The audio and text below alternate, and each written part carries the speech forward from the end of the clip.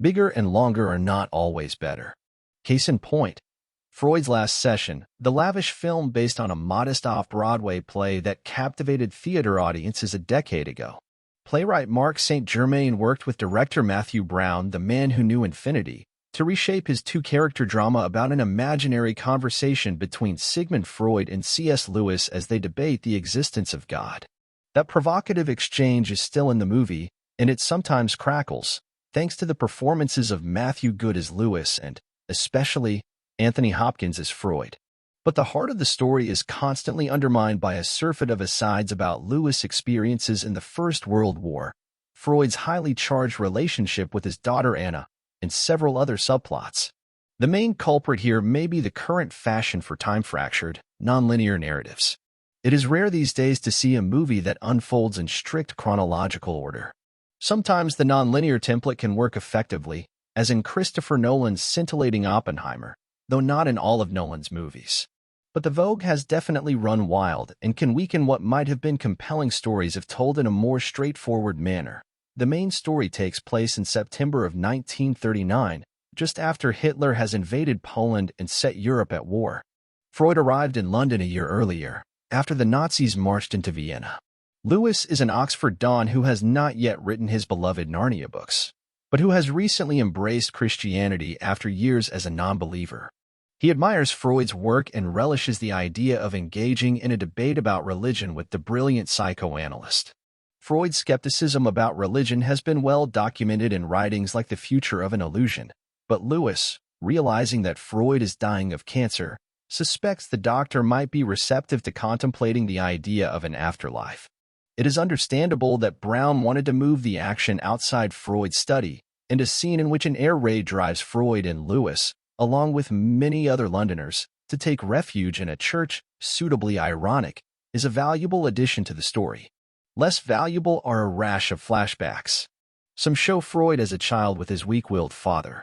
Many others show Lewis' convoluted history, beginning with the death of his mother when he was a child, going on to his travails during World War I and a bizarre interlude involving his romance with the mother, Orla Brady, of a comrade who was killed in battle.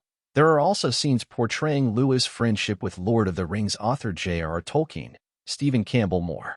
A few of these sequences would perhaps be interesting in a biographical film about Lewis, but they seem rushed and perfunctory here and have very little bearing on the philosophical dialogue between Lewis and Freud that is the heart of the story. Some of the subplots involving Freud are more compelling, particularly when they touch on his relationship with his daughter Anna, vibrantly played by Lisa Fries, who went on to become a renowned child analyst in the years after Freud's death. But even here, the film includes a number of tantalizing tidbits without doing them full justice. At one point, Freud tells Lewis that he psychoanalyzed Anna himself, something that would today be considered an outrageous breach of professional ethics. The issue is raised and then dropped. We also learn of Anna's lesbian relationship with a fellow analyst, Dorothy Burlingame, Jodie Balfour, which her father has trouble accepting. In one scene, Freud reveals surprising tolerance toward male homosexuality but expresses his disapproval of lesbianism. This probably reflects sexist prejudices rampant at the time, but the subject is left unresolved.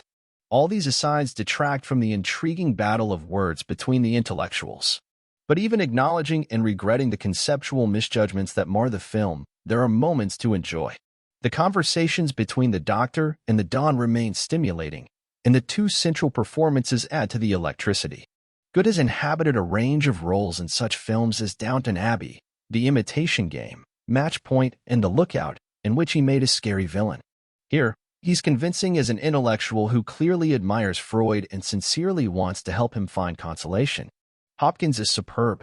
He chooses to play the part without an Austrian accent, but he perfectly captures the Doctor's mental vigor as well as his physical frailty. Hopkins has had a pretty amazing late-career resurgence, and this performance can be added to that list of achievements. It's unfortunate that Brown keeps cutting away from the analyst to all those extraneous minor characters. Another plus is that this film is exceptionally well made. The cinematography by Ben Smithard, who photographed Hopkins' recent movies with director Florian Zeller, The Father and the Son,